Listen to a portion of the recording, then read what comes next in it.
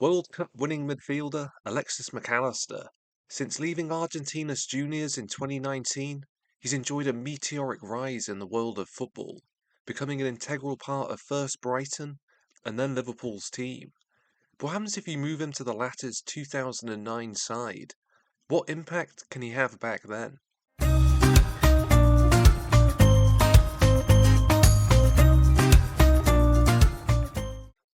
And just like that, we've gone back 17 years.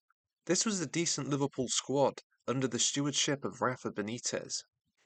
He'd lead the club to a second-place Premier League finish, just 4 points behind eventual winners, Manchester United. There'd be similar disappointment in all other cup competitions, with the team failing to progress past the quarter-final stage in any they were involved in. But now, they have a new arrival to incorporate. This is the exact same version of Alexis Mac Allister who appeared on Football Manager 2024. Over the last few years, we've seen just how much technical quality the Argentine possesses. He's also incredibly versatile, which should make him an absolute asset for the upcoming season. Speaking of versatility, he'll be lining up alongside one of the most versatile and talented midfielders in the history of the Premier League. Steven Gerrard here is 28 years old and will be hoping to finally break his duck of having not won an English league title. Completing their midfield triumvirate is Xabi Alonso. Now defying the odds in the Bundesliga with Bayer Leverkusen, this was actually his final season in the red of Liverpool, before agreeing on his transfer to Real Madrid. But it's the top of the field where this side has its most quality. A prime Fernando Torres. His 08-09 season would actually be quite injury hit, with just 17 goals in 37 appearances in all competitions. This time around, he'll need to get more minutes on the field to have any chance of success.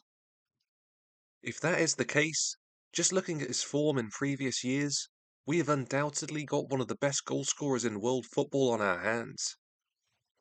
For the upcoming season, we're going to deploy an offensive 4-2-3-1.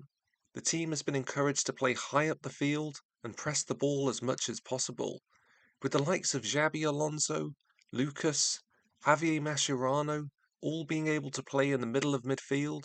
We'll be deploying Mac Allister in a similar way to Brighton, more as a cam. He's been encouraged to shoot, play through balls, and beat opponents as much as possible. He'll also be on free kick and corner duty.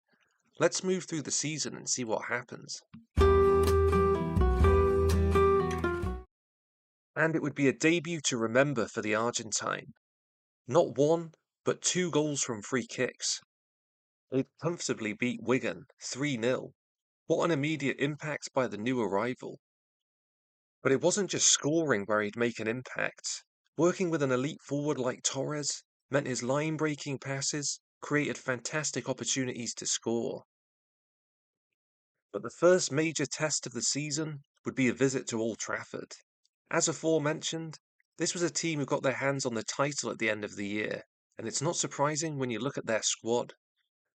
Once again, our man would step up. With the ball breaking to Mascherano, he finds his compatriot. With no pass ahead of him, he tries an almighty long-range shot. The game would finish as a draw, 1-1. And it seemed this result only buoyed on the team more. Over the next 11 league matches, they'd accumulate 9 victories, losing only once in the process. Moving slowly closer to the new year, it was the first Merseyside derby of the season. Again he'd get on the score sheet, and again Liverpool would earn all 3 points. With 19 matches played, the Premier League table is good reading for the Reds, having lost just twice at the midway stage. Arsenal and United do have a game in hand though, so this early lead is a little illusory. Let's briefly move away from the Premier League and see what Alexis can achieve in other competitions. And it turned out their League Cup campaign, similarly to reality, would be a brief one. A 1-0 home defeat against Manchester United, courtesy of this goal by Carlos Tevez. Their FA Cup campaign would be a little more prolonged.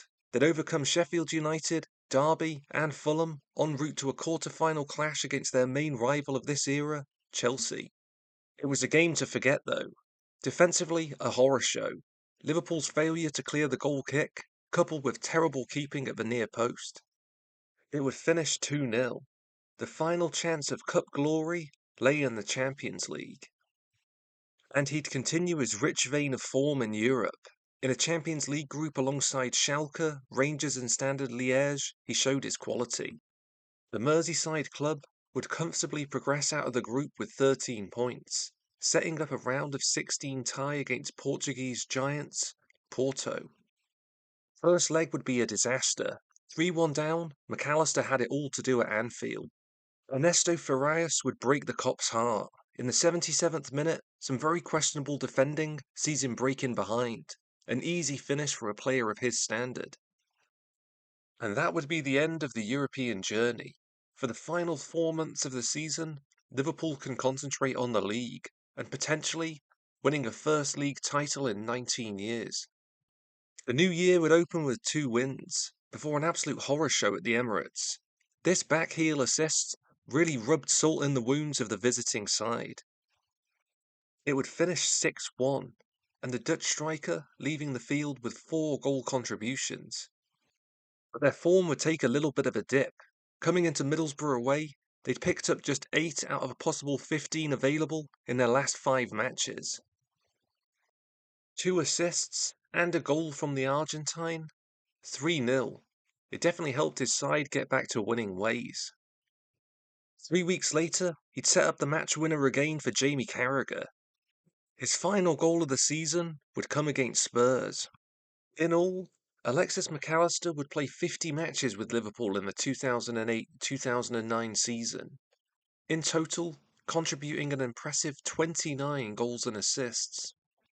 His league form was where he truly stood out.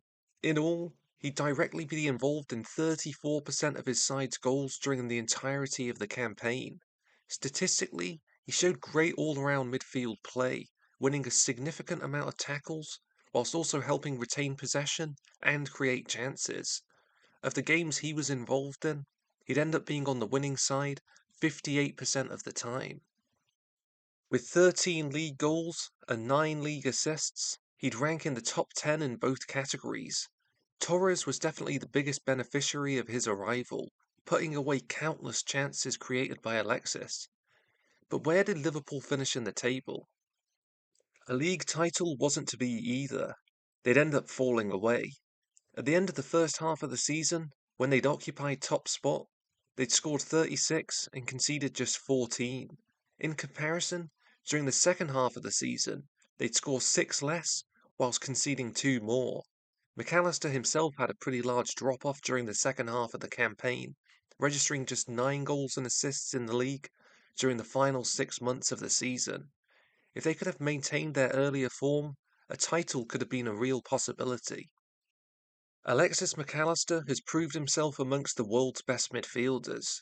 Already during his young career, he's proved his qualities with Boca Juniors, Brighton and Liverpool, not to forget his national team. Over the coming years, who knows what this diminutive talent will go on to achieve, but I'm sure there's going to be a lot more successes.